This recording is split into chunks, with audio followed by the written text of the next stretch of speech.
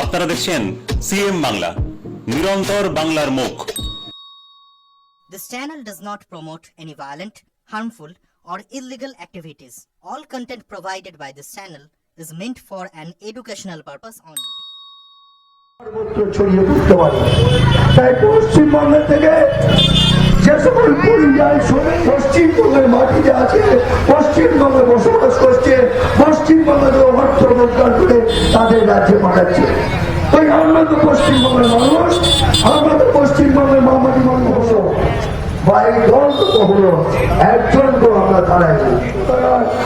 আমরা এই কথা বলি, নবদ্বীপ শহর মন্দির পরিচিত শহর, সকল মঠ মন্দির, যে সকল পৌরপতি মহাশয় আমাদের মামাটি মানুষের সরকারের সম্মানীয় বিধায়ক মহাশয়ের হাতে রাখি পরিয়ে আমাদের অনুষ্ঠানের এই মহতি অনুষ্ঠানের শুভ সূচনা করবে।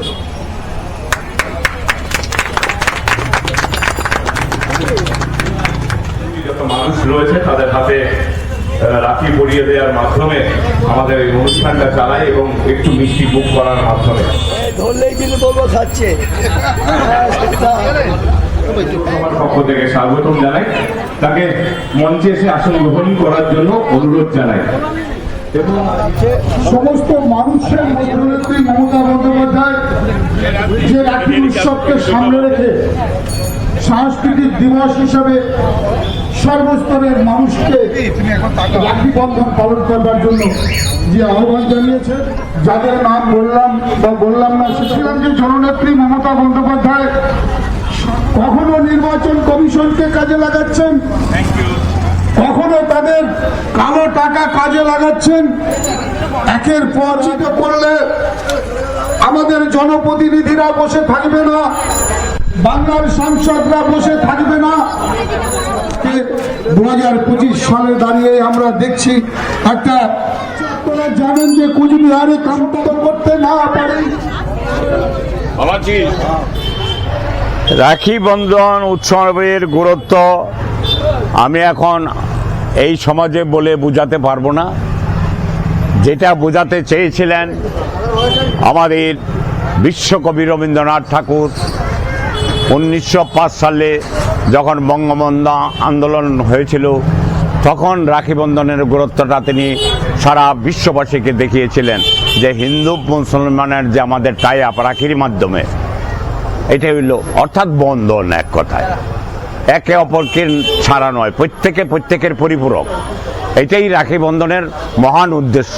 কিন্তু বিচ্ছিন্নতাবাদী শক্তি সবসময় বিচ্ছিন্নতা মানে সংগঠিত করে একটা অস্থিরতা দেশে তৈরি করতে চায়, একটা অস্থিরতা দেশে। বলুন তো, আমি প্রশ্ন রাখি যে ভোটার লিস্ট নিয়ে যে নোংরামি হচ্ছে সারা ভারতবর্ষে কাকে বাদ দিবে, কাকে কেন? এই ভোটেই নির্বাচিত হয়েছেন আমাদের প্রধানমন্ত্রী মাননীয় নরেন্দ্র দামোদর মোদী, আবার তাদেরকে ভোটার লিস্ট থেকে বাদ দেবেন। কিন্তু এই যে দ্বিচারিতা, তাহলে এই দ্বিচারিতা বাংলার মানুষ সহ্য করবে না, বিশেষ করে বাংলার মানুষের কাণ্ডারি মমতা বন্দ্যোপাধ্যায় সহ্য করবেন না। তাই তিনি হুঁশিয়ারি বলেছেন, নো এনআরসি। মমতা ব্যানার্জি বলছেন নো এনআরসি। আজকে অভিষেক ব্যানার্জি বর্তমানের হেডলাইনে দিচ্ছে এখানে সার হতে দেব না। সার বুঝছেন তো, নতুন সার চালু হয়েছে, হবে না। এটা প্রসেস করতে 2 বছর লাগে, 3 মাসের মধ্যে সার্চ করা যায় না, অতএব সার্চ হওয়া যাবে না। তার মানে বাঙালিদের পাশে যাদেরকে ভোটার তালিকা থেকে বাদ দিবে, তার পাশে দাঁড়িয়েছে তৃণমূল কংগ্রেস নেত্রী মমতা বন্দ্যোপাধ্যায়, অভিষেক ব্যানার্জি।